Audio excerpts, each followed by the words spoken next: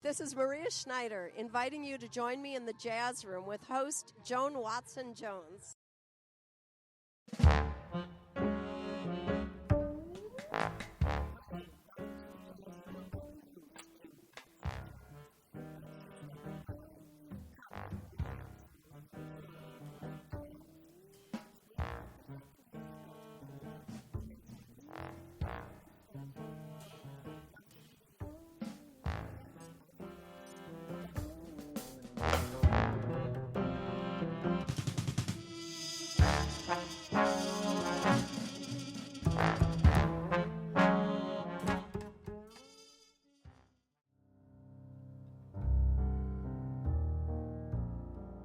Our guest is composer, band leader, multiple Grammy winner, Maria Schneider.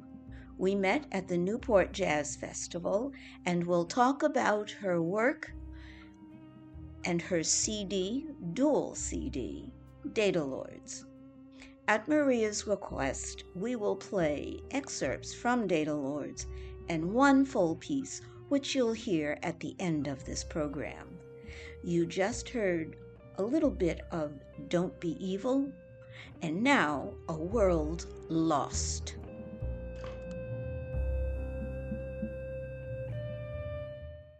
Welcome to the Jazz Room, Maria Schneider. Welcome. Thank you.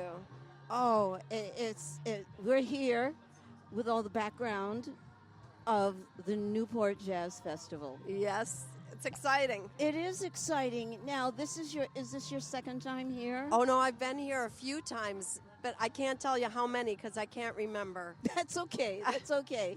Because I remember seeing you here quite a few years ago. Yeah, I've been here a few times. Yes, I remember that.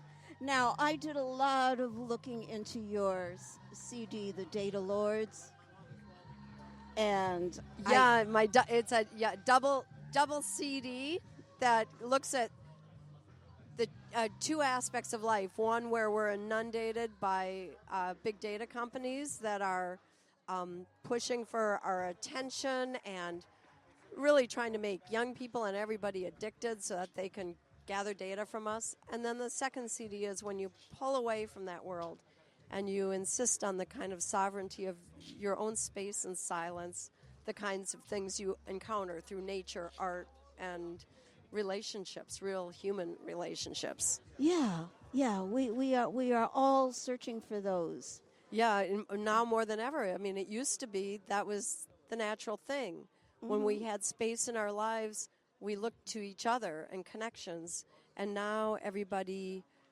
kind of goes into this internal sort of fake world of the internet, and they get lost, and everybody's depressed and lonely and wonders why, but I think that's largely why.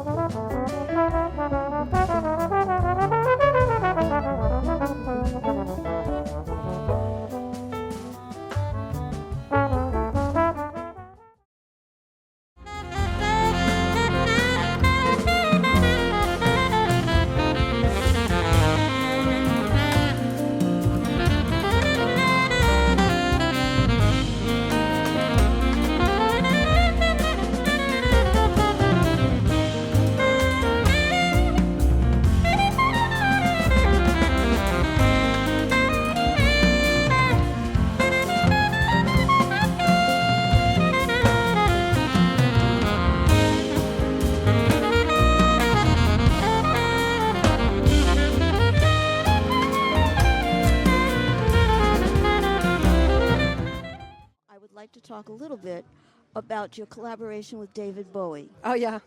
That fascinated me, so I wanted to hear about that. Well, David came to hear my band quite a lot of years ago. I can't even remember when exactly. It was the Jazz Standard. And I didn't meet him that night, but everybody told me he was there. And then his assistant reached out to me and wanted to buy all my CDs as a gift for him. So I thought, oh my gosh, I guess he liked it. And then out of the blue, he reached out to me wanting to collaborate on a song.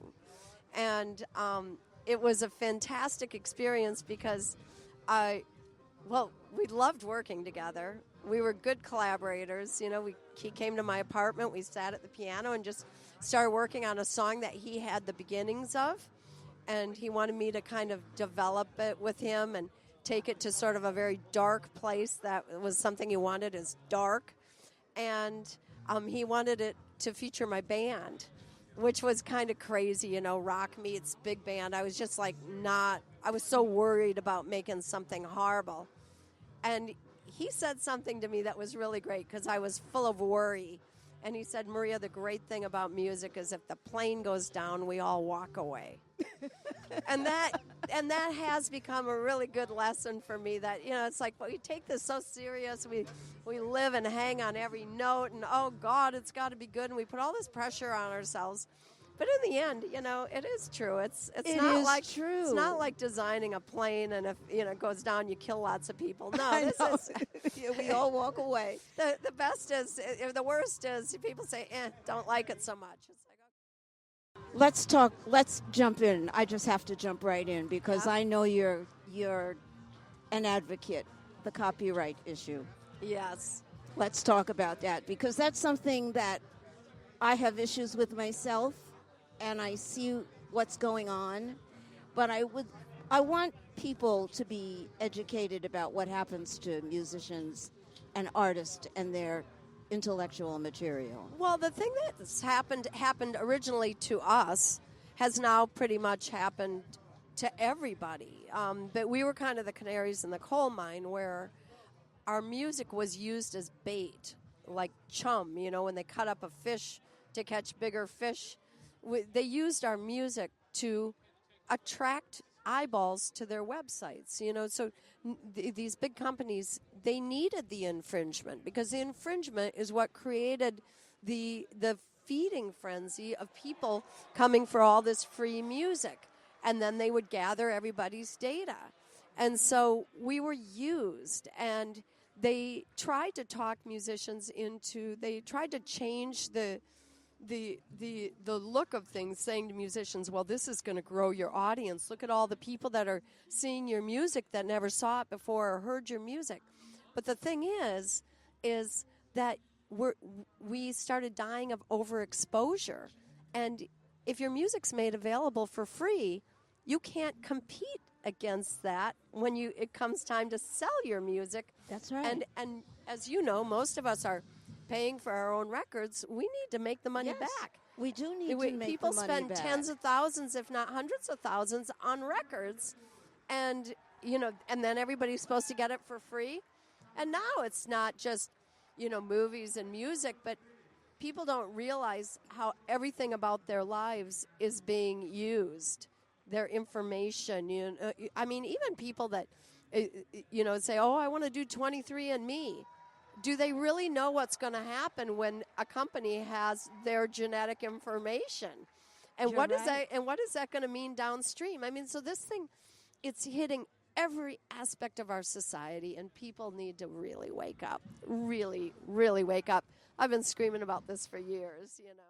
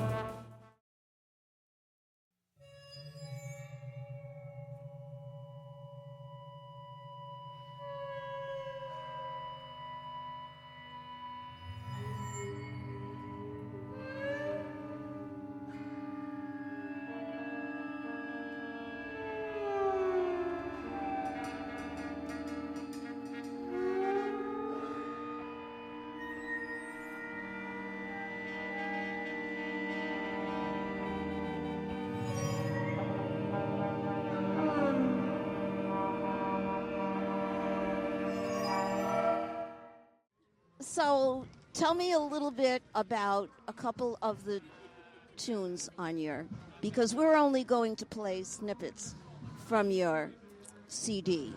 Well, today we're going to play on the Newport concert. We're going to play two pieces from the Data Lords CD. One is Data Lords, the title piece, which is about the inundation of information and the gathering of data, and then turning that into artificial intelligence, which some people say is going to mean utopia for humankind, but some people say the opposite could happen, that artificial intelligence could become so intelligent it would turn on humanity and destroy it. And so that's what about the piece is about, the destruction of humanity at the hands of AI. And then we're playing a piece called Sputnik that is looking at satellites, which now are, corporations have them, thousands of them, and imagining the satellites like an exoskeleton around the Earth of our digital information. But what we're not playing today, but is on the second side of the CD, for instance, is a piece called Stone Song. Features Steve Wilson. Says Sputnik features Scott Robinson. Data Lords featured Mike Rodriguez on trumpet and, Dave Pietro on alto. But for this piece, Stone Song, that Steve plays, it's just imagining a little stone being kicked around and bumped around and waiting eons to show a new side of itself. Have a little rain hit it and its colors change. Yes. And it's and I used what I did was there was a piece of pottery that this famous potter named Jack Troy had made with a little stone inside. And so that's used as a percussion instrument. And so it's Stone Song. And Steve plays really masterfully, as does the whole rhythm section. I was able to listen to a little bit of the tracks that you sent me.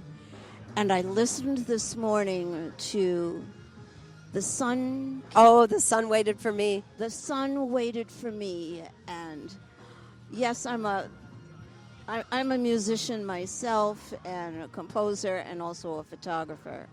So when I hear music, I see pictures. Mm-hmm. And I could see the sunset. Yeah. I could see the sunrise. It's as I go back to college, music history. I think of some of what you're doing is what they used to call in that particular impressionistic period. Yeah, kind of tone poems or something like that almost, right? Because I was in love with Debussy one day. Yeah. And he was that kind of tone visual person, and that's what I hear with you. I love, I think for me, music, it isn't so much about making music for music, but it's about that the music sort of draws life experiences out of me, and then I form them into sound to try to carry people into that same experience. So that particular piece was originally written as a vocal to the poetry of Ted Kuzer. Okay. And it's a beautiful poem, how important it must be to someone that I am alive and that I've written these poems. This morning the sun stood right at the end of the road and waited for me. Oh, and it's beautiful. It's the final poem in a book that he wrote after going on 100 morning walks in the winter and writing a poem every day as he recovered from cancer. And that was the final one of, how important it must be to someone that I'm alive and that I've written these poems. This morning the sun stood right at the end of the road and waited for me. Oh, it's a beautiful poem. Here's an excerpt from The Sun Waited for Me, and then Stone Song.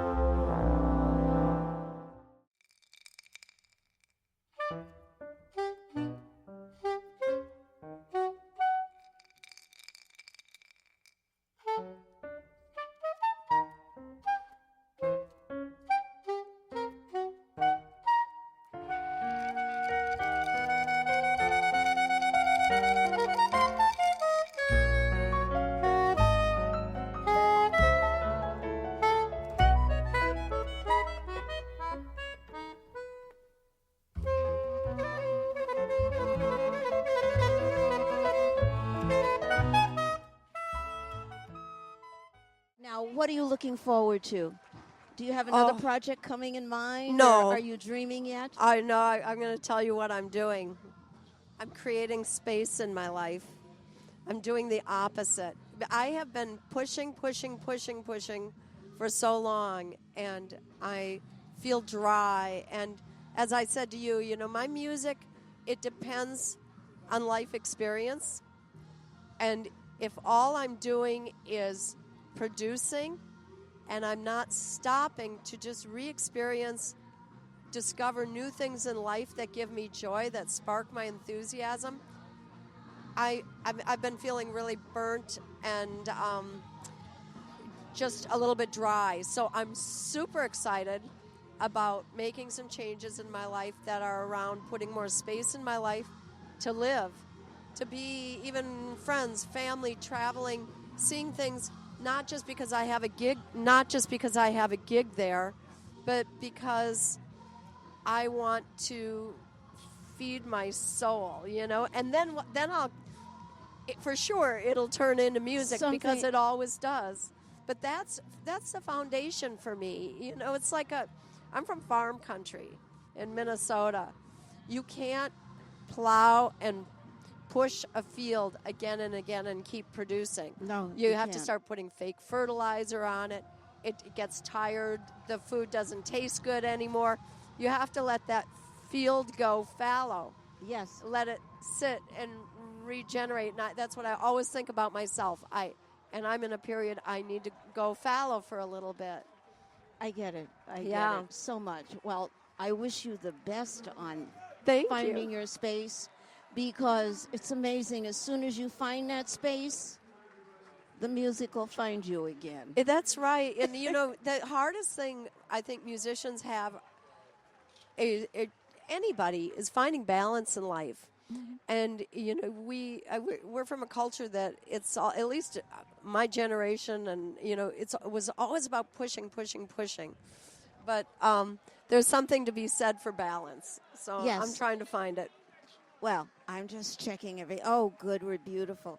Well, thank you so much for joining us in the Jazz Room, Maria Schneider. Thank you. Great to speak with you. We're going to play for you now the full version of Sputnik. I'll let Maria tell you about this song. Sputnik, that is looking at satellites, which now are, corporations have them, thousands of them, and imagining the satellites like an exoskeleton around the Earth of our digital information.